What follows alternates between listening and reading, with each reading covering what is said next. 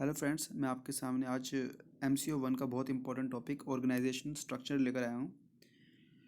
तो हम इस चैप्टर को पढ़ने से पहले इस टॉपिक को पढ़ने से पहले बेसिकली हम जान लेते हैं ऑर्गेनाइजेशनल स्ट्रक्चर होता क्या है। ऑर्गेनाइजेशन स्ट्रक्चर का मतलब ये है कि जिस जिस बेसिस पे ऑर्गेनाइजेशन फॉर्म है, अब जो रोज़मर्रा की ऑपरेशंस हो रहे हैं वो किस फॉर्म पे हो रहे हैं। ठीक है। अब इसको ज़्यादा डीपली समझने के लिए हम इसके टाइप्स पे चलते हैं। ठीक है। ऑर्गेनाइजेशनल स्ट्रक्चर तीन तरह की होती है। एक होती है फंक्शनल, एक होती है डिविजनल, एक होती है अडेप्टेटिव। अडेप्टिव के अंदर आपके दो पार्ट्स आ जाते हैं, प्रोजेक्ट और मैट्रिक्स। ठीक है। वन बाय वन हम इसको ढंग से क्लियरली पढ़ते हैं, इनके करेक्टरिस्टिक्स पढ़ते हैं, इनके डायग्राम पढ़ते हैं, जिससे कि आपको बहुत ज़्यादा क्लियर हो जाएगा कि ये है क्या बेसिकली। फंक्शनल फंक्शनल के अंदर आप देखो, फंक्शनल से नाम से पता लग रहा है ये फंक्शन से रिलेटेड करता है। बाकी हम इसके डायग्राम को देखते हैं। मैंने बोला एक ऊपर सबसे ऊपर टॉप लेवल है CEO, चीफ एग्जीक्यूटिव। ठीक है, जो सबसे ऊपर का बंदा है, टॉप लेवल मैनेजमेंट है। इसके अंडर बहुत सारे डिपार्टमेंट्स है, जैसे मार्केटिंग हो गया, फाइनेंस हो गया, R&D हो गया, रिसर्च एंड डेवलपमेंट, प्रोडक्शन, ये सारे के सारे मैनेजर। ठीक है। मैंने बोला एक मार्केटिंग का मैंने एक मैनेजर चुन लिया, फाइनेंस का मैंने एक मैनेजर चुन लिया, R&D का मैंने एक मैनेजर चुन लिया और प्रोडक्शन का मैंने एक मैनेजर चुन लिया। ये किसको रिपोर्ट करेंगे? ये चीफ एग्जीक्यूटिव को करेंगे। अब मार्केटिंग के अंदर मार्केटिंग से रिलेटेड काम होंगे, फाइनेंस के अंदर फाइनेंस से रिलेटेड काम होंगे, R&D के अंदर जैसे हमने बोला रिसर्च एंड डेवलपमेंट हो गए, सब चीज़ें इस तरह के काम आएंगे। प्रोडक्शन के अंदर प्रोडक्शन से रिलेटेड काम होंगे। तो इसका कहने का मतलब सिंपल सा ये है कि आपको एक particular on the basis of the function department को बांट दिया जाता है। ठीक है। अगर मुझे कल को कुछ ऑडिट से रिलेटेड इन्फॉर्मेशन चाहिए तो मैं मार्केटिंग वाले के पास नहीं जाऊंगा, मुझे पता है ऑडिट रिलेटेड चीज़ें फाइनेंस के पास होगी, तो मैं फाइनेंस वाले मैनेजर से पूछूंगा। CEO की बात बता रहा हूँ मैं, ठीक है। अब इसके करेक्टरिस्टिक्स देखते हैं, ये किस लिए होता है और ये कहाँ पर ज़्यादा यूजफुल होता है। सबसे पहली जो चीज़ होती है स्पेशलाइजेशन होती है। और जो स्पेशलाइजेशन होती है तो आपको पता ही है भाई, बंदा धीरे धीरे काम करता है। अगर आपको मैं बोलूँ कुछ पर्टिकुलर काम करने के लिए, आप रेगुलर बेसिस पे करोगे इसको, तो आफ्टर सम टाइम आप उस चीज़ के अंदर परफेक्ट हो जाओगे। परफेक्ट तो कोई भी नहीं होता, मतलब कि कहने का मतलब कि आप बहुत ज़्यादा ऑप्टिमम लेवल पे काम करने लगोगे। तो वैसे ही इसके साथ होता है। अब इसका सेकंड पॉइंट है production and distribution of single और स्मॉल नंबर ऑफ प्रोडक्ट। ये production and distribution of single और स्मॉल नंबर ऑफ प्रोडक्ट, मतलब कि आप जब इस ऑर्गेनाइजेशनल स्ट्रक्चर को यूज़ कर रहे हो ना, तो ये बहुत ज़्यादा लार्ज वेरिएंट के ऊपर यूज़ नहीं होता, ये छोटे छोटे प्रोडक्ट्स के ऊपर होता है। और ये छोटे, मतलब कि छोटे फर्म्स यूज़ करती है बेसिकली। इसका सिंपल से कहने का मतलब है छोटे लेवल के फर्म्स और इंडस्ट्रीज इसको यूज़ करती है। जैसे मेरे कोई गारमेंट की शॉप है, या मेरे कोई प्रोडक्शन का काम है छोटा मोटा गारमेंट का या कपड़े से रिलेटेड, तो मैं इस मेथड को यूज़ करूँगा। ठीक है। हम इसके बात करते हैं डिविजनल की। अब डिविजनल के अंदर हम इसका डायग्राम देखते हैं, तो इसमें ये दिख रहा है कि हमें बहुत सारे तीन डिवीजन दिख रहे हैं। ठीक है। सबसे ऊपर तो CEO है, चीफ एग्जीक्यूटिव, उसके अंदर तीन डिवीजन आ रहे हैं। और हर डिवीजन के अंदर प्रोडक्शन का पार्ट है, फिर मार्केटिंग का पार्ट है, फिर फाइनेंस का पार्ट है। मतलब कि हमने जितने भी प्रोडक्शन, मार्केटिंग, फाइनेंस, ये जितने भी हमारे फंक्शंस है ना, इसको डिवीजन के बेसिस में बांटा है। ठीक है। इनको डिविजन्स के बेसिस पे बांटा है। अब इसका करेक्टरिस्टिक्स क्या है कि ये पॉपुलर है इन जाइंट फर्म्स, जो बड़ी बड़ी इंडस्ट्रीज होती है उनके लिए ज़्यादा पॉपुलर होता है। डीलिंग इन मल्टीपल प्रोडक्ट्स, ये मल्टीपल प्रोडक्ट्स को डील करने के लिए हेल्पफुल है। And operating in different geographical areas. अब मैं इसकी बात बताता हूँ क्या है। जैसे मैंने बोला डिविजनल, मैंने बोला डिवीजन 1 मेरा क्या है, मैंने बोला मेरा नॉर्थ साउथ ईस्ट वेस्ट मेरी ब्रांचेज हैं।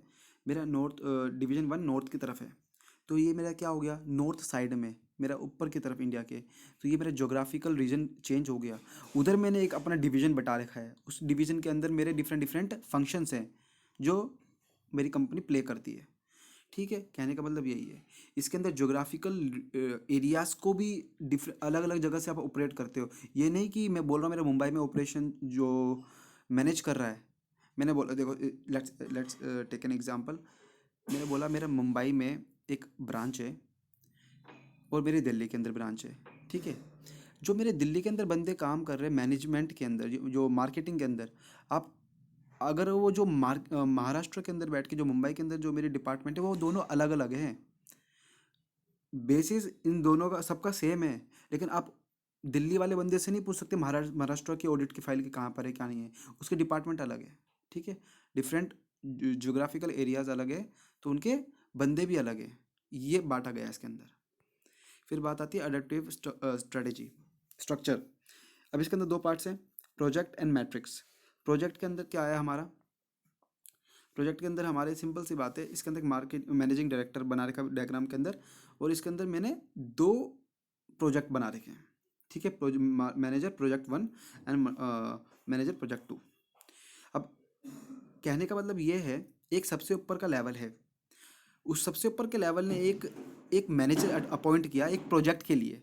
लेट सपोज मेरे को एक कंस्ट्रक्शन ऑफ बिल्डिंग मिल गई, तो मैंने एक मैनेजर अपॉइंट कर लिया, भाई इससे रिलेटेड जो भी रिसर्च एंड डेवलपमेंट जो भी डिफरेंट डिफरेंट फंक्शंस है वो सारा का सारा हम तेरे से पूछेंगे, ठीक है भाई, ठीक है। अब इसका सिंपल सा मतलब ये था, ये प्रोजेक्ट से रिलेटेड होता है। Firms bear specific projects requiring high performance standards unique challenges time bounding task need to be undertaken. मैंने बोला मैं कुछ स्पेसिफिक काम कर रहा हूँ, मुझे कोई एक प्रोजेक्ट मिला है, मैं उस पर ध्यान दे रहा हूँ, तो ये वाला काम स्ट्रक्चर बहुत परफेक्ट है, ठीक है। जैसे मैंने बोला एग्जांपल मैंने लिखे, एरोस्पेस हो गया, एयरक्राफ्ट हो गया, manufacturing, construction, management consulting etcetera, बिल्कुल परफेक्ट है। तो मुझे ये दूसरा मैट्रिक्स स्ट्रक्चर की ज़रूरत क्यों पड़ी, अगर यही जब सब कुछ सही है प्रोजेक्ट वाला तो इसकी ज़रूरत क्यों पड़ी। इसमें एक कमी ये है प्रोजेक्ट वाले में जिसके कारण मैट्रिक्स वाला आया, कि इसके अंदर आप एक या दो प्रोजेक्ट को तो हैंडल कर सकते हो, कॉस्ट बियरेबल है, बट जब बहुत सारे प्रोजेक्ट्स आपके पास आते हैं, अब मैं बोलूँगा लेट सपोज आपके पास 15-20 प्रोजेक्ट्स एक साथ आ रखे, तो आप इसमें नहीं कर सकेगा, कॉस्ट बियरेबल नहीं है, और ये बहुत ज़्यादा हैक्टिक हो जाएगा, नहीं संभाल पाएगा बंदा, कंपनी, ठीक है। तो मैट्रिक्स आया इसकी जगह। मैट्रिक्स का स्ट्रक्चर देखते हैं, मैट्रिक्स का स्ट्रक्चर ये रहा। अब ये देख रहे होंगे, एक जनरल मैनेजर है, जनरल मैनेजर ने डिफरेंट डिफरेंट फंक्शंस क्रिएट करे कि भाई प्रोडक्शन का एक मैनेजर है, फाइनेंस का एक मैनेजर, सेल्स का मैनेजर है, मार्केटिंग का मैनेजर है। अब उसने 15 प्रोजेक्ट्स को अलॉट कर दिया। अब उन 15 प्रोजेक्ट्स के अंदर जो भी प्रोडक्शन का काम होगा वो आप जितने भी 15 के अंदर जितने भी, मैं बोलूँगा लेट सपोज मेरा प्रोजेक्ट नंबर 7, उसका प्रोडक्शन की मुझे रिपोर्ट चाहिए, तो मैं प्रोडक्शन मैनेजर से मांगूंगा जो सबका कॉमन है प्रोडक्शन का। अगर मुझे फाइनेंस की लेट सपोज प्रोजेक्ट 8 की रिपोर्ट चाहिए, 8वें प्रोजेक्ट की चाहिए मेरे को रिपोर्ट, तो मैं किसी और के पास नहीं जाऊँगा, मैं एक कॉमन फाइनेंस मैनेजर के पास जाऊँगा, रिपोर्ट चाहिए मुझे उसकी, ठीक है। तो आप इसमें कितने भी प्रोजेक्ट्स को ऐड कर सकते हो और ये हैक्टिक भी नहीं है, और ये बहुत बढ़िया है इस चीज़ के लिए जब आपके प्रोजेक्ट्स बहुत ज़्यादा हों। तो हम इसकी एक करेक्टरिस्टिक्स पढ़ते हैं, helpful for firms undertaking numerous projects dealing in complex products, ठीक है, सिंपल सी बात है, ज़्यादा प्रोडक्ट है तो ये हेल्पफुल है मैट्रिक्स। अब ये किसके लिए हेल्पफुल है भाई, जो प्रोजेक्ट हमारा जो हमने ऊपर पढ़ा था प्रोजेक्ट स्ट्रक्चर, जहाँ पर काम आता है वहाँ पर ही मैट्रिक्स स्ट्रक्चर भी काम आता है। बस इसमें यह है कि आप उसमें एक दो बिल्डिंग कंस्ट्रक्शन की बात कर रहे थे, अब इसमें 10-15 भी कर सकते हो, जितना भी करना चाहो उतना कर सकते हो, ठीक है। तो बस यही फ़ायदा है इसका। आई होप आपको ये वीडियो अच्छी लगी होगी, मैंने अपनी पूरा ट्राई करा समझाने का, बट एक्चुअली मेरा भी थोड़ा सा काम का शेड्यूल बन नहीं पा रहा, इस चक्कर में वीडियो में रेगुलर बेसिस पे नहीं ला पा रहा, तो मैं ट्राई करता हूँ आपको जल्द से जल्द वीडियो देने की। बाकी जो मैंने वीडियो पहले बनाई है आप उसको भी वॉच कर सकते हो, क्योंकि वो बहुत ज़्यादा हेल्पफुल है, बहुत ज़्यादा इंपॉर्टेंट टॉपिक्स के ऊपर मैंने बनाई है। आपका मैं कह रहा हूँ आप बहुत ज़्यादा परसेंटेज गेन कर सकते हो अगर आपने वो वीडियो भी देख ली तो, ठीक है। बाकी मैं ट्राई कर रहा हूँ और जल्द से जल्द वीडियो बनाते रहूँ। Thank you very much.